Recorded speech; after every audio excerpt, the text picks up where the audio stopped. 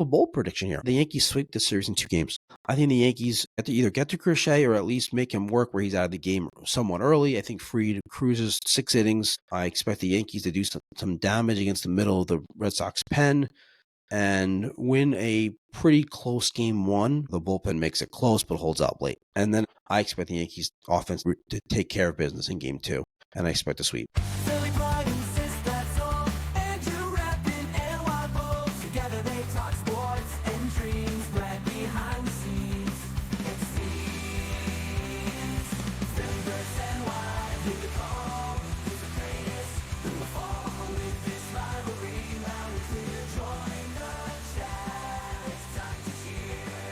Sports and culture all in one. Catch the fire, feel the fun. Andrew Sistad, Brad unite. Philly and Y in the spotlight.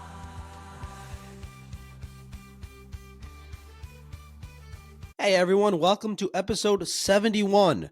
I am previewing the New York Yankees versus the Boston Red Sox Wild Card Series rivalry renewed. I'm going to get into everything. I'm going to do a soft recap on the Yankees season. Very soft. We'll save that for at the end of the season, whether they win the World Series or when they get eliminated.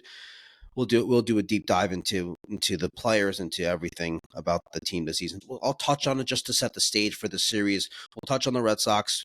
So Yankee fans, I'm assuming this is mostly Yankee fans tuning in for this. You'll have a better idea of what to expect, what to look out for, what to be nervous for, what to be excited for when it comes to the opponent, the Boston Red Sox. Even though, look, Yankee fans, we know a lot about the Red Sox. Red Sox fans know a lot about the Yankees. But as a fan that watches your team 162 games or every day, you obviously have a better understanding of that team than any other team. So we'll talk about the Red Sox. I'll talk about what I think will be the roster for the Yankees in this series, what I expect them to do, what I think they will do. I also will talk about the starting pitching matchups. I have an outside the box idea. I'm sure I'm not the only one with this thought, but I'll get into what I think, my outside the box idea for what I think they should do with the rotation for this series. It is best 2 out of 3, remember. I'll predict the 26-man roster in general. I'll dive into some of the projected starting pitching matchups. So you got the Fried versus Crochet, Rodon versus Bayo, Schlittler versus Giolito. So we'll get into that as well. And then I'll share my biggest concerns, and then I'll make a prediction. I wanted to avoid this series. I wanted to avoid a wild card series in general. A lot of fans, a lot of former players I think I saw Anthony Rizzo saying that they're better off playing these games to get some momentum going instead of just sitting around for a week. Some people think that will help Judge. Look, I don't believe there's something fundamentally wrong with Judge in the playoffs. I think he's just had some really bad series and happened to have a bad couple postseasons in a row here. But I don't know. I'm always a proponent of advance to the next round. And I'd rather not have to play a 3-game series. I'd rather just get a bye and automatically advance. 3-game series, you can lose 2 out of 3 to a team that you're a lot better than, let alone a team that you're just better than. Not a lot better than, because the Red Sox are a good team, and we'll get into that.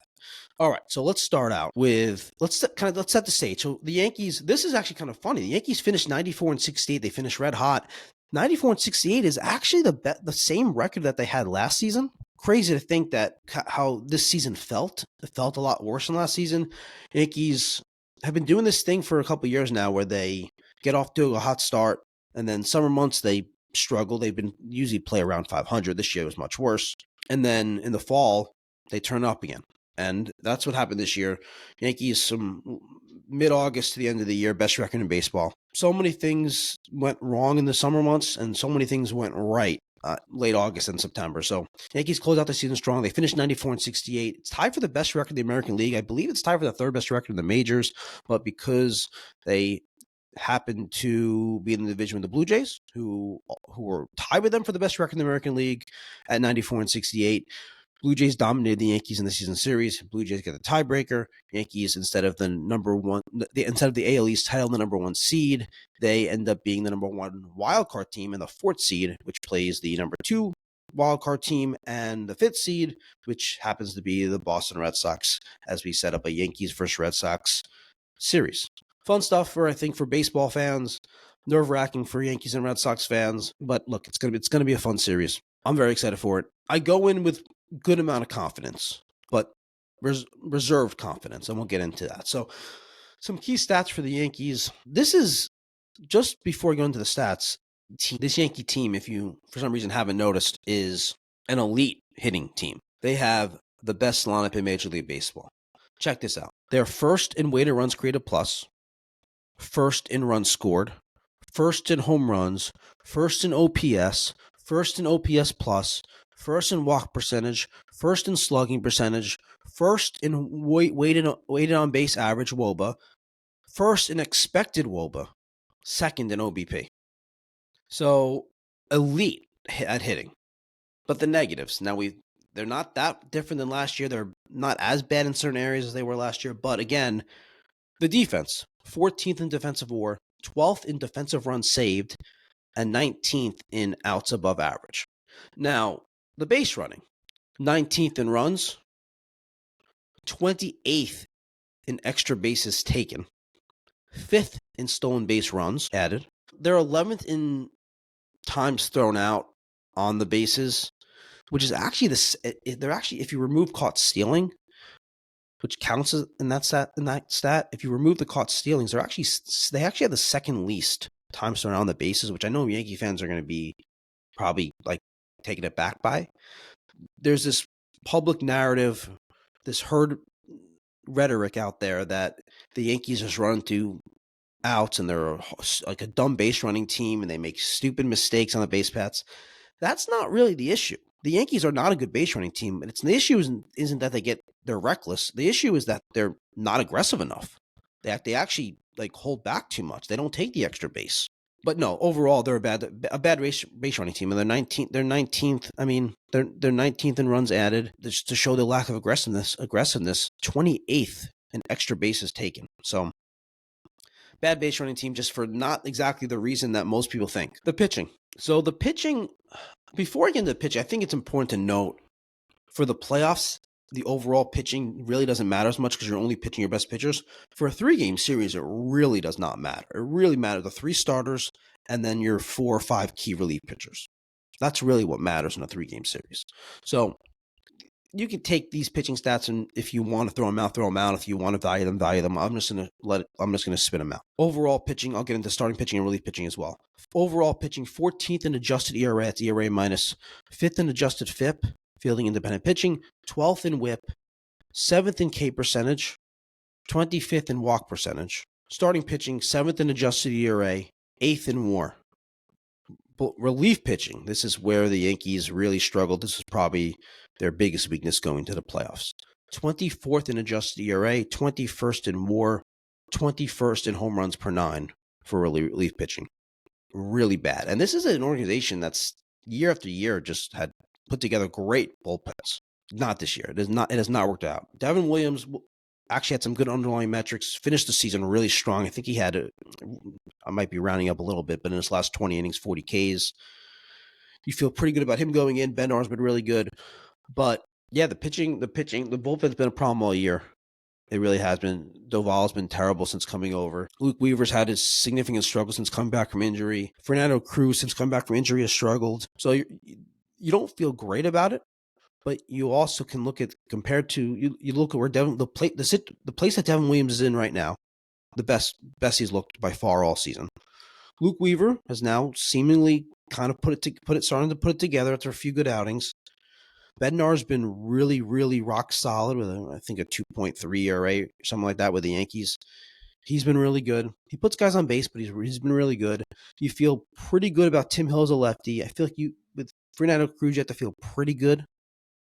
Not great, but pretty good. And then we'll see what they do with, especially in this 3-game series with Luis Heel potentially out of the pen. We'll see. It gives them some other options. But as bad as the bullpen's been all season and bad as the numbers are on the season, I feel pretty good about it actually going into this series. Not great, but pretty good.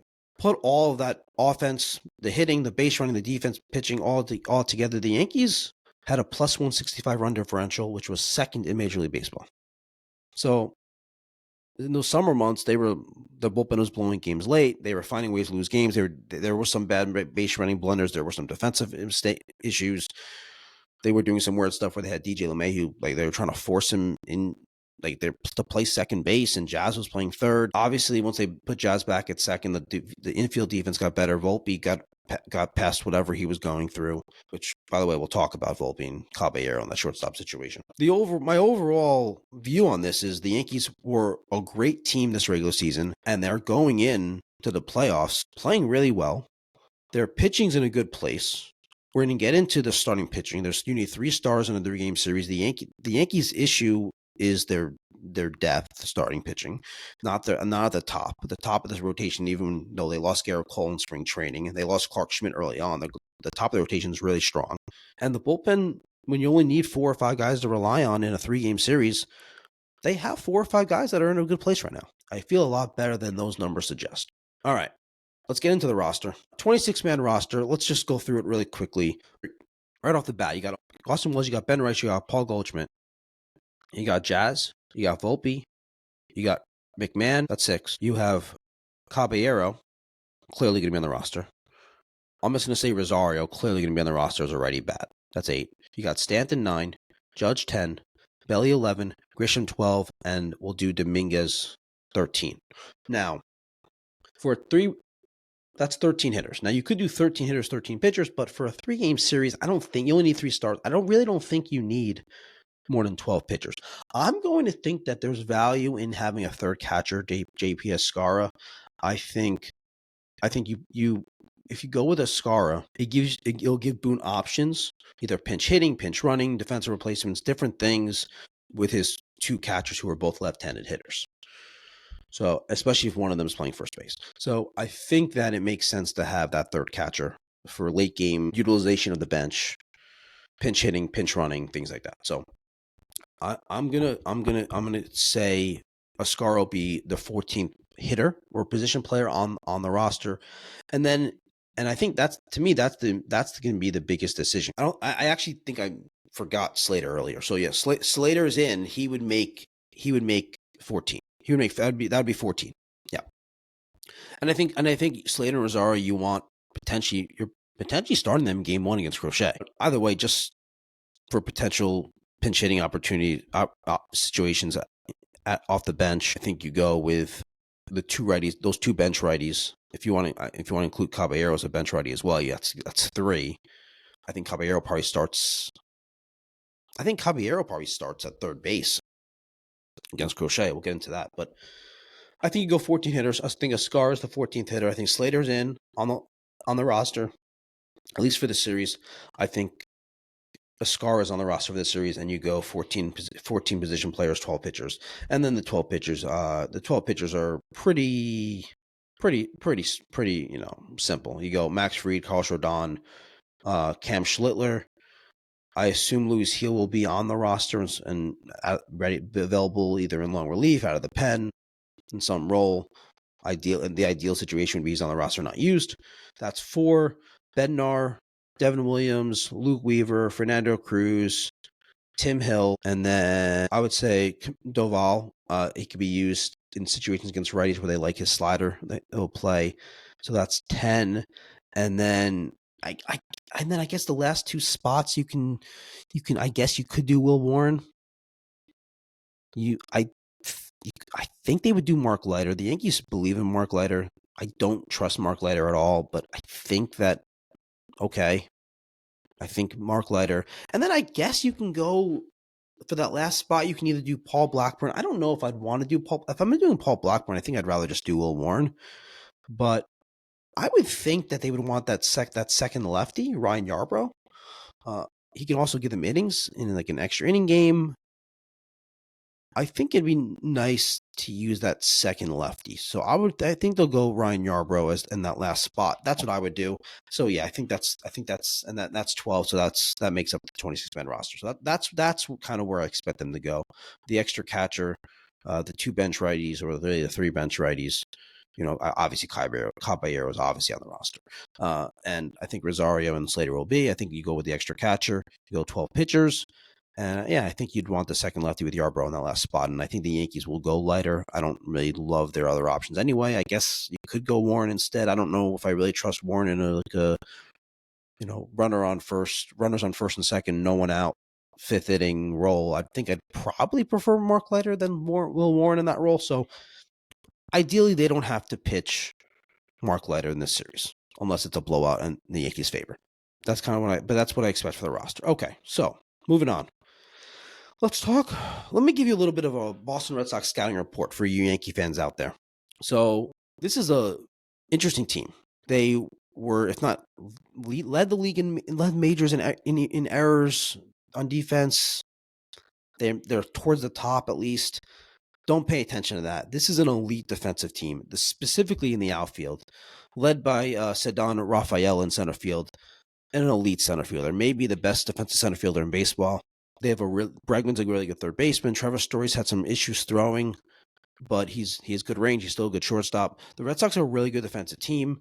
They have, and then the pitching, they're anchored by, their ace, Garrett Crochet, who's almost definitely going to finish as the Cy Young runner-up to Terry Skubal.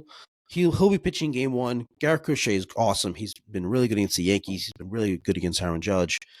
Crochet's dominant starting pitcher. I mean, he's going to be second to Cy Young. I mean, there's not much else to say. His numbers speak for themselves. Great season, great K numbers, great. He does everything. He throws strikes. He throws hard. He throws with movement. He has a number of pitches he can go to in any count, in any situation. So it was a great first year with the Red Sox for Garrett Crochet. He signed that long-term deal. He's going to be their ace for a while. But important for the series, he's pitching game one. Huge obstacle for the Yankees. Huge obstacle in a 3-game series. You're probably looking at Bayo in game 2 and Giolito in game 3. Bayo's actually really struggled down the stretch. He had a really good first few months of the season, really was looking really good. His K rates are bad. I mean, he strikes out like less than 7 guys per 9. And Giolito's just a solid starting pitcher. These are guys that the Yankees, with the way their offense has been going, with the way they stack up against righties, with all their lefty power bats, the Yankees, and obviously the righty bats just destroy everyone, Judge and Stanton. The Yankees should be in a really, really good position against those two guys. Ideally, the Yankees don't even have to go against Giolito. They just win the first 2 games. But obviously, the Crochet in game 1 that's going to be, and we'll get into a little bit more into the matchups.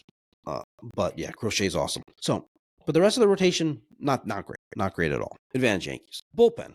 So our friendly face, Aroldis Chapman, obviously spent all these years with the Yankees, didn't end well, struggled, I forgot the situation where he just didn't show up, like was told he wasn't going to be on the playoff roster or the wild card, that whatever playoff series roster, and then didn't show up to the facility like the next day for practice, train, whatever they were doing, team meetings, whatever it was, and then they DFA'd him. So it didn't end well. He was overall a really good Yankee. He did have his Yankee fans remember him obviously for a lot of, the Altuve home runs and blunders in the playoffs, but he was a good Yankee. But this year, at an advanced age, I think, I'm not sure how old he is, mid-30s at least, best year of his career.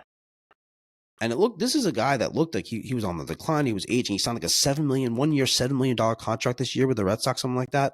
He put together not only the best season of his career, among the best relief pitcher seasons of all time. Clear relief pitcher of the year winner going to be. So Chapman is throwing more strikes than ever. He's throwing as hard as ever. He's using his secondary pitches with better movement, locating them, the slider. He's throwing it for strikes now. With the Yankees, all the secondary pitches were so bad. They worked here and there just because everyone was so geared up for the 103 fastball. But then now they're actually quality pitches. Other high leverage relief pitcher, this goes a little under the radar, former Yankee, Garrett Whitlock. Check out his numbers in the second half. 0.34 ERA, 0.90 whip in the second half. He's their other high leverage guy. The rest of them, they have some guys with good arms, guys that throw hard, guys with decent stuff, but it's similar to what we've seen with like Doval and, you see with relievers all the time. It's not someone they don't throw strikes consistently. They don't come in with good command. The Yankees should be able to do damage against the rest of the bullpen. Can we get to the rest of the bullpen? We'll get into that. Quickly on the Red Sox offense, lineup leaders, obviously Alex Bregman had this awesome start to the season, got hurt, came back, lost his power since coming back. Overall, a really good season for Alex Bregman.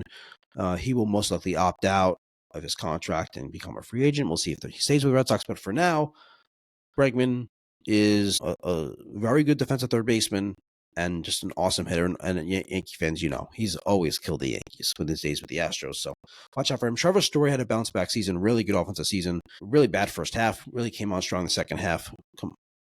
I think he finished like 38 for 38 in stolen bases, so that's just something to watch out for. Red Sox in general, they run a lot. Jarren Duran, outfielder, left-handed bat, was awesome last year, one of the best players in baseball. This year, came back down to earth. Still had a very good season, struggled mightily against lefties, which the Yankees are obviously throwing two lefties, even though Max Fried's more of a reverse split guy, but the Yankees are throwing two lefties. Duran really struggling against lefties. Speaking of struggling against lefties, how about the guys that the Red Sox have that mash lefties that you're going to see a lot of this series with Rodon and Fried? Assuming that the Red Sox still will go with their typical righty versus lefty lineup versus Fried, even though he's more of a reverse split guy.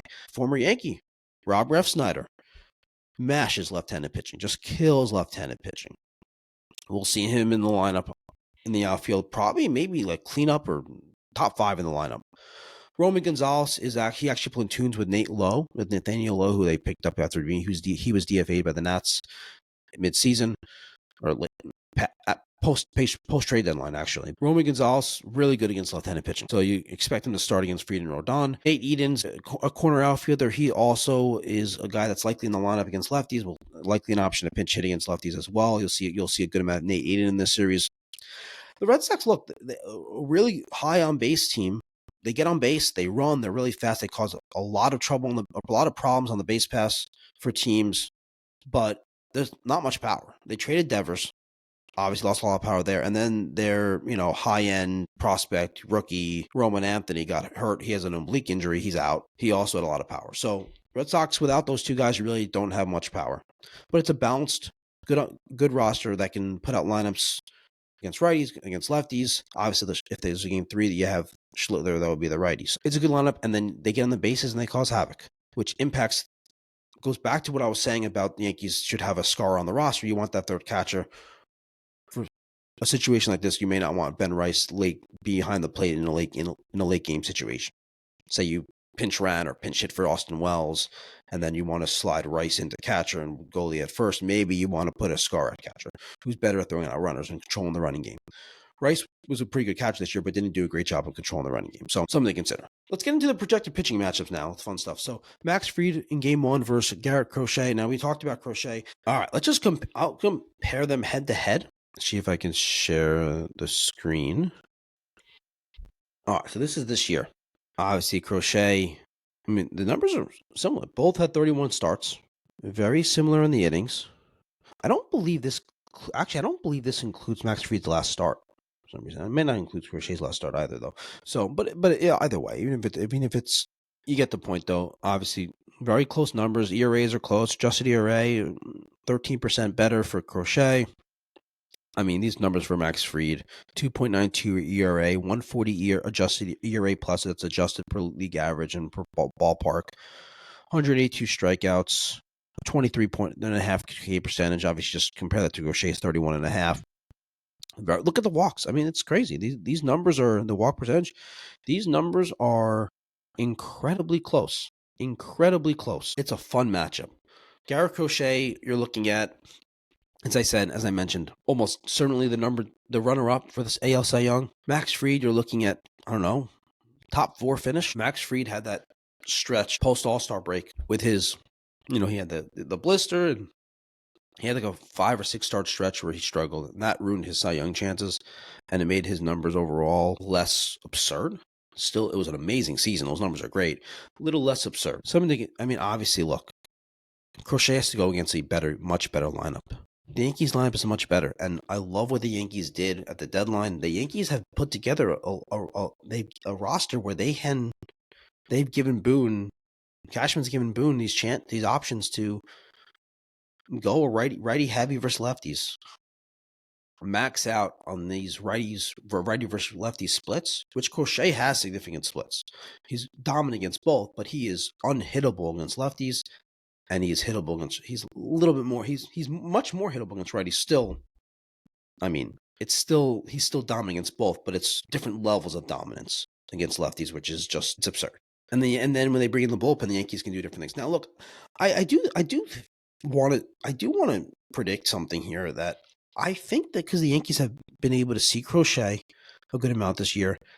I expect the Yankees not necessarily. No, I was going to say that I expect the Yankees to get to Crochet. I don't expect them to get to him necessarily where they're like knock him out in like the fourth inning, fifth inning, 5 runs, 6 runs. I don't necessarily expect that.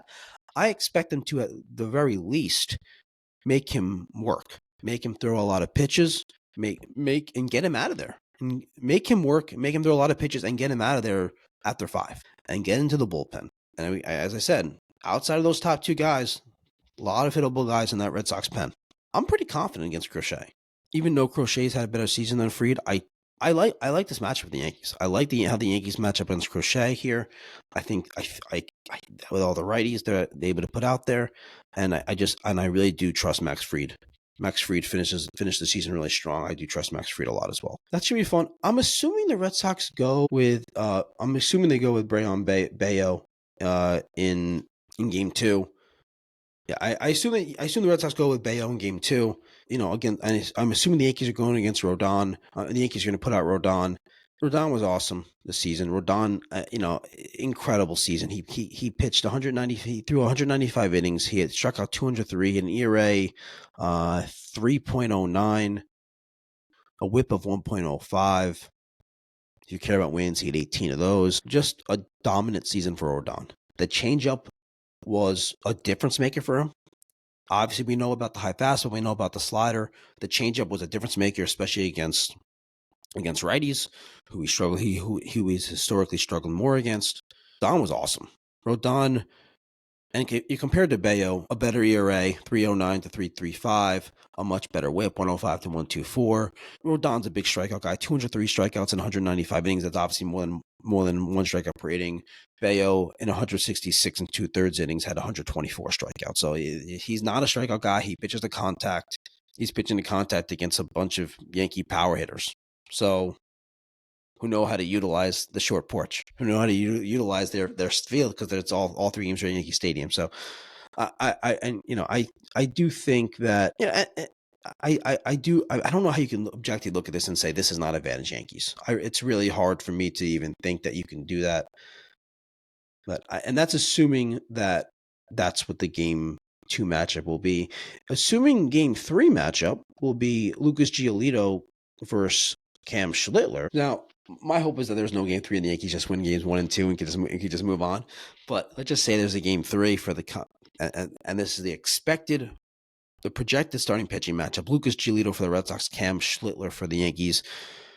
Lucas Giolito pitched 145 innings. He had an ERA of 3.41 compared to Cam Schlittler, obviously called up, what was it, July or early August. Cam Schlittler was awesome for the Yankees. I mean, you cannot really expect much more from a rookie call-up midseason. He pitched 73 innings. He had a 2.96 ERA. In 73 innings, he had 84 strikeouts. Their whips, Giolito 1.29, Schlittler 1.22, so very close.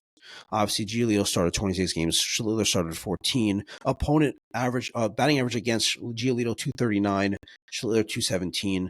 I said the strikeouts per 9 innings is 10.36 for Cam Schlittler, only 7.51 for Giolito. The Red Sox, Game 2 and 3 starters, don't strike guys out. The Yankees, all 3 stars are going to be thrown out there, strike a lot of guys out. Now, if you have reservations about Schlittler, a rookie pitching in his first playoff game, okay, fair. I mean, I'm not a huge believer in that kind of stuff, but I mean, nerves definitely play a role. I just don't, I just find it hard to. I just not a believer in. Well, he's a rookie, so he's going to be more nervous necessarily. I don't know. Sometimes we've seen rookies pitch well. We've seen rookies get bombed. I mean, I think of Luis Severino. I think he was an ace. He was the Yankees' #1 pitcher that year. I think it was 2017, and he got shellacked. The Yankees won that game against the then Cleveland Indians. So that's a starting pitching matchup. Now, I do want to throw something out here. 2 things. One, I want to talk about how I expect Boone to leverage his roster, his righty-lefty options, platoon options. So against Crochet, right? Against Garrett Crochet, the dominant lefty, they can do a couple things. They could do. This will play into the Caballero Volpe thing right now. We can talk about that. I guess we could talk about that first. Let's just get that out of the way. They're going to be playing. Volpe's the starting shortstop. He finished the season playing very good defense. at least in terms of making the simple plays.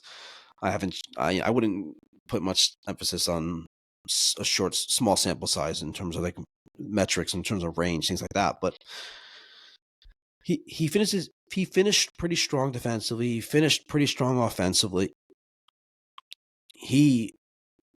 They like Volpe, and they like Caballero as an option to pinch run, as a stolen base guy, pinch hit, maybe not pinch hit, be a defensive replacement. And against Crochet, they could start him at third base. Do they want to start Volpe at short? He's going to be the starting shortstop. End the discussion. I don't even want to get into what I think about it because I don't really care that much. I think Caballero off the bench is more valuable than Volpe off the bench, so I think that part makes sense.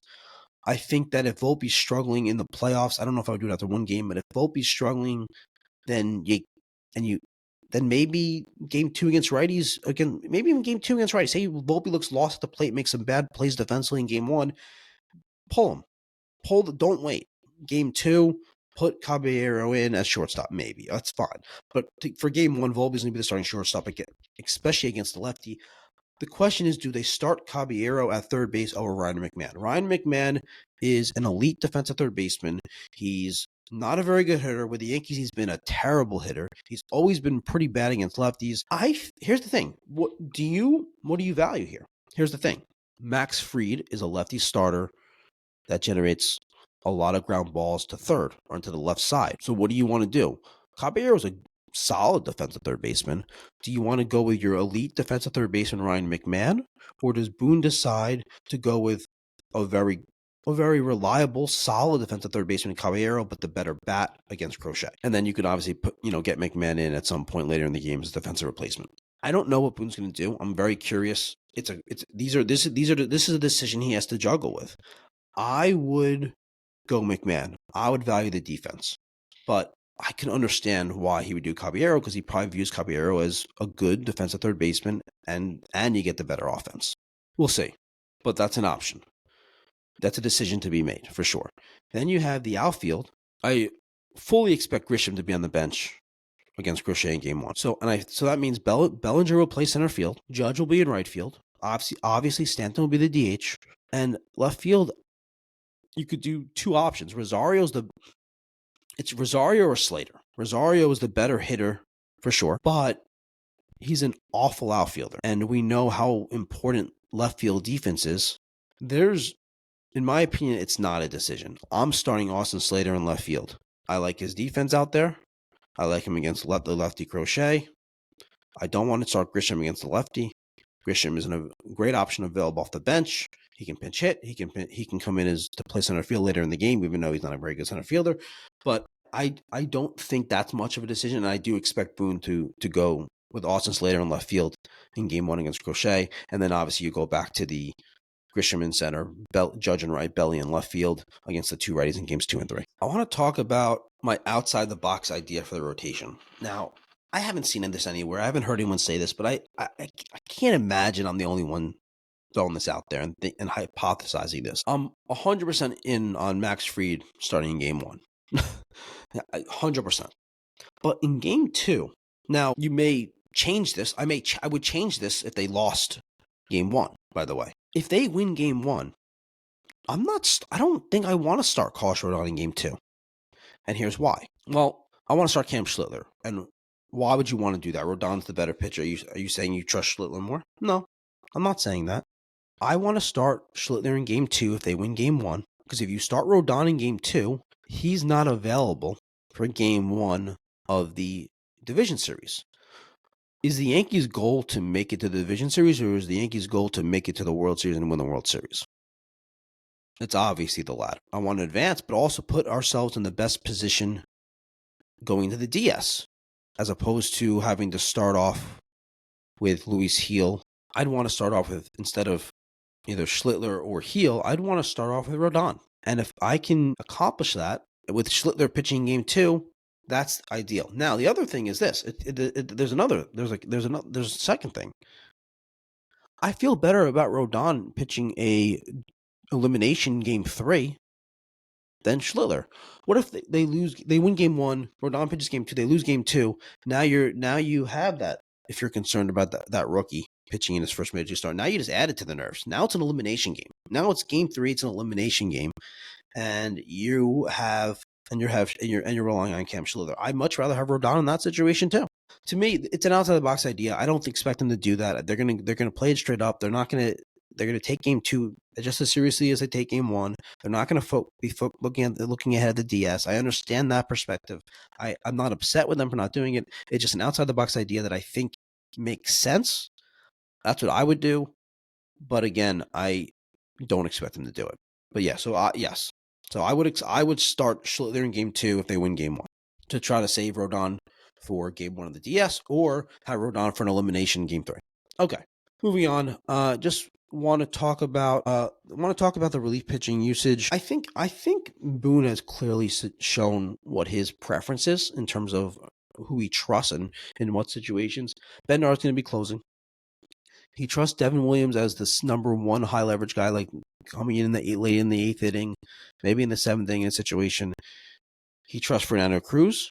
He trusts Luke Weaver, and he's going to utilize Tim Hill against lefties. And unfortunately, after that, he's probably going to utilize Mark Leiter against lefties because he has that change.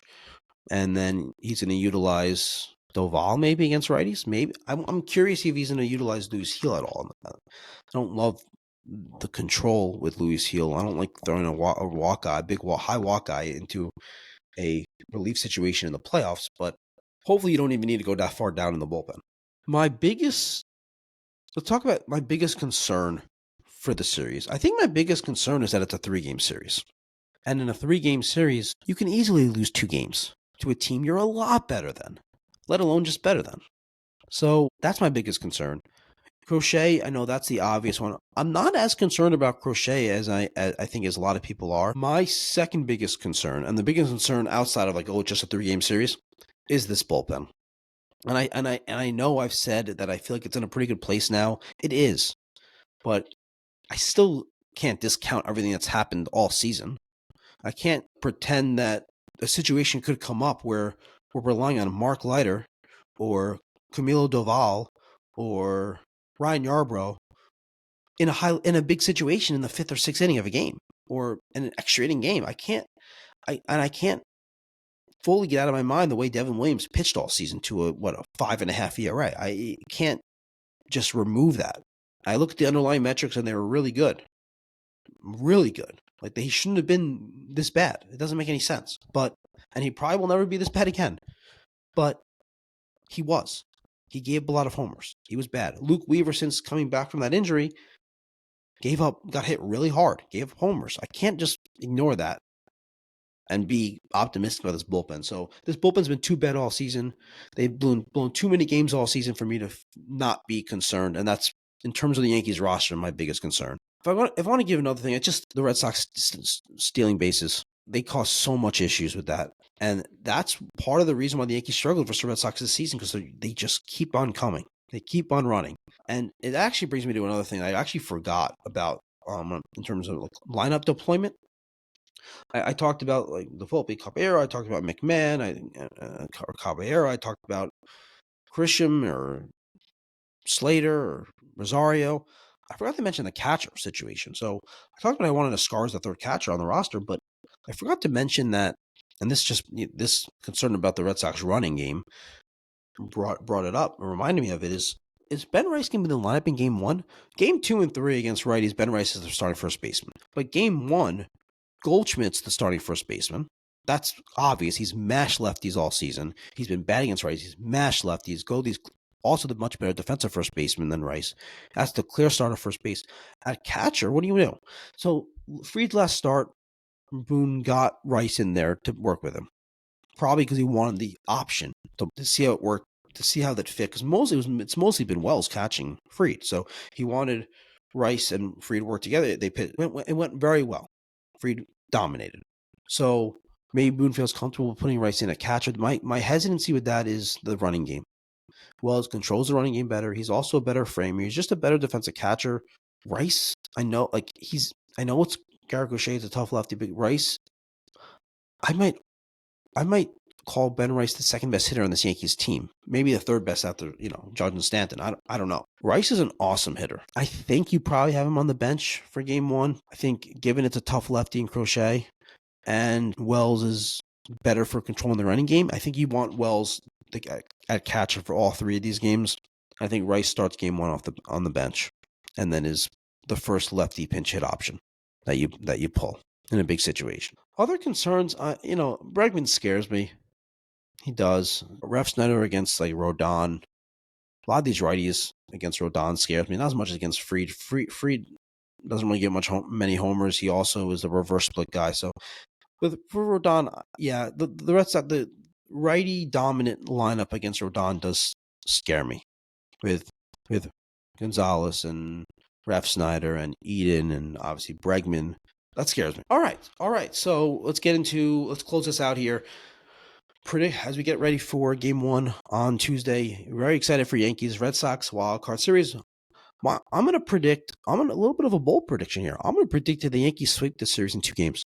I think the Yankees either, like I said, get to Crochet or at least make him work where he's out of the game somewhat early. I think Fried cruises 6 innings against the Red Sox. I think the Yankees bullpen will hold up for game one.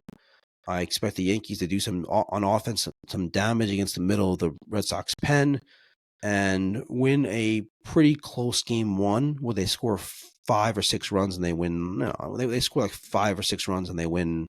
I'll call it 5-3 or 5-4. The bullpen makes it close but holds out late.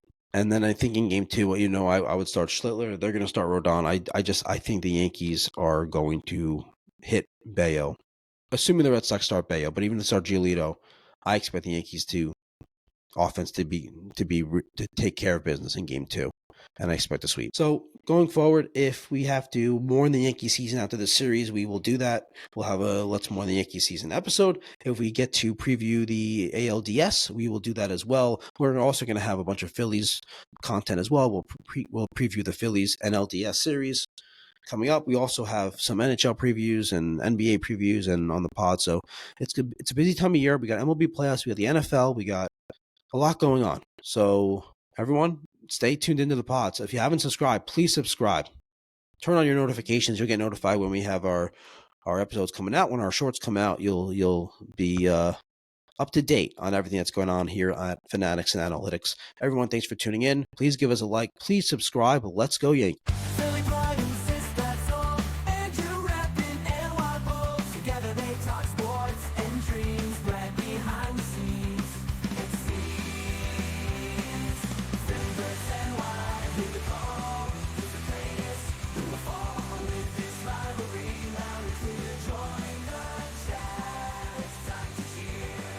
Sports and culture all in one. Catch the fire, feel the fun. Andrew, sis, that Brad unite. Philly and Y in the spot.